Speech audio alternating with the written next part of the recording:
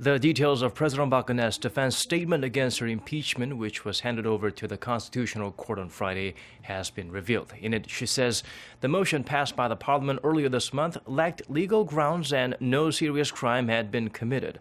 Kwon Jang-ho has our top story. An illegitimate motion with no conclusive evidence. That's the response President Park Geun-hye has given in her statement of defense against her impeachment. The statement was handed to the Constitutional Court on Friday, but Parliament's opposition party lawmakers had been calling on the president to make the statement public. On Sunday, those details were finally released by the president's representatives.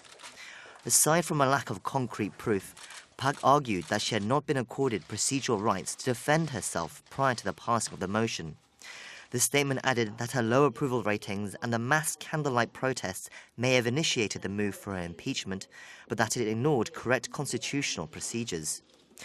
Park also said that the Constitutional Court should only rule on the impeachment motion after the trials of those accused of influence peddling and embezzling government funds are concluded.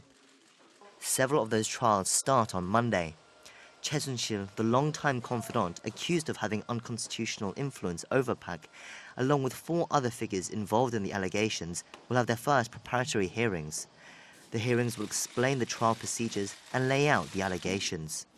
It's currently unclear whether the accused will be called to appear in court. Meanwhile, the Constitutional Court justices have been working through the weekend and have met every day for the past 9 days, suggesting urgency and a desire for a quick resolution. The court will review the president's defense as well as take suggestions from parliamentary lawmakers on Monday. The first pre-trial hearings for the impeachment case could start as early as this week. Kwon Jang-ho, Arirang News.